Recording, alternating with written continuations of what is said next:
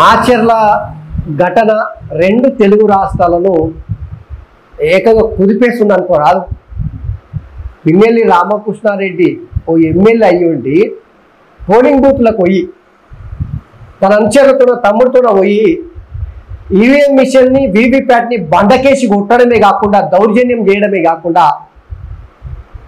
ప్రజాస్వామ్యాన్ని మొత్తం తీసుకొని మంటల తగలబెట్టింది అనుకోరాదు. అడిబందుల్లో చక్క గుంపొచ్చి మొత్తము ఓర్షన్లో పడ్డట్టు మొత్తం ఓర్షన్ని సత్యనాశ చేసినట్టు ఒక ఎమ్మెల్యే అయ్యింది.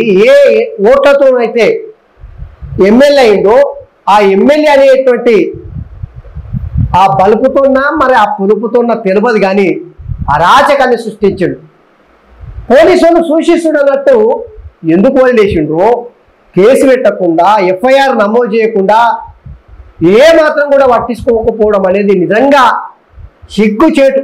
సభ్య సమాజం సిగ్గుతో తలదించుకోవాల్సిందే. పోలీసులను చూసిన తర్వాత ఎన్నికల కమిషన్కు నివేదిక వచ్చిన తర్వాత ఎన్నికల కమిషన్ ఎప్పుడైతే వెంటనే ఎఫ్ఐఆర్ నమోదు చేయండి, వ్యక్తిని గుర్తించి అరెస్ట్ చేయండి అని చెప్పేసి తీవ్రంగా పరిగణించి ఆ ఘటనకు తీవ్రంగా పరిగణించి ఎంబడే పోలీసులకు ఆర్డర్లు ఇచ్చారు. అప్పుడు పోలీసుల్లో చలనం వచ్చింది.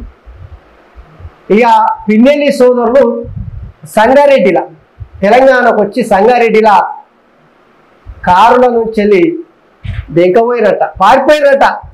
డ్రైవరు అట్లనే ఫోన్ ఉంటే ఆ రెండింటిని పోలీసులు స్వాధీనం చేసుకున్నారు ఇప్పుడు. సో ఈ ఘటన అయితే సభ్య సమాజం తలదించుకునే విధంగా ఉంది. పిన్నెల్లి రామకృష్ణారెడ్డి ఎమ్మెల్యేను అని చెప్పుకోవడానికి కూడా సిగ్గుతో తలదించుకోవాలి.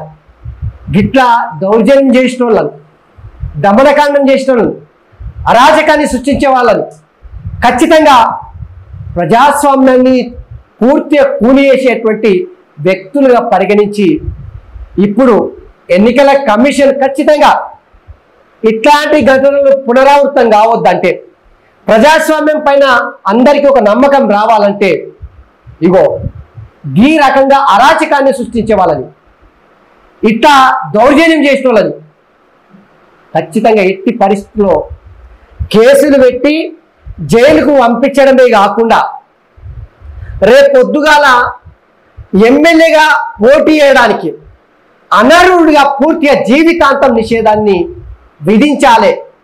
గట్ల విధించినప్పుడే ఇంకొకసారి ఇట్లాంటి పనులు చేయడానికి, లఫూట్ పనులు చేయడానికి, లంగ పనులు చేయడానికి, దౌర్జన్యం చేయడానికి, అరాచకవాదాన్ని సృష్టించడానికి వెన్నులో వణుకు పుట్టాలంటే ఇంకొకరికి ఎన్నికల కమిషన్ ఇట్లాంటి తీవ్రమైనటువంటి నిర్ణయం తీసుకుంటే తప్ప ప్రజాస్వామ్యం పైన ప్రజలకు నమ్మకము సన్నగిల్లిపోవడానికి అవకాశం ఉండదు. సో ఎన్నికల కమిషన్ ఇట్లాంటి నిర్ణయం తీసుకోవాలని నేనైతే భావిస్తున్నా. మీరు ప్రజలను మీరేమనుకుంటున్నారు?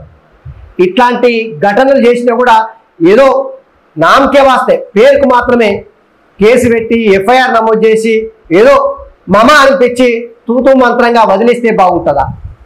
లేదంటే ఎన్నికల్లో పోటీ చేయడానికి పూర్తిగా అనర్హుడిగా ప్రకటిస్తే జీవితాంతం నిషేధం విధిస్తే ఇంకొకరికి భయం పుడుతుంది కదా, ఇంకొకటి చేయడానికి అవకాశం ఉండదు కదా? అది నేను అనుకుంటున్నా. మీరేమనుకుంటున్నారో కామెంట్లో పెట్టండి.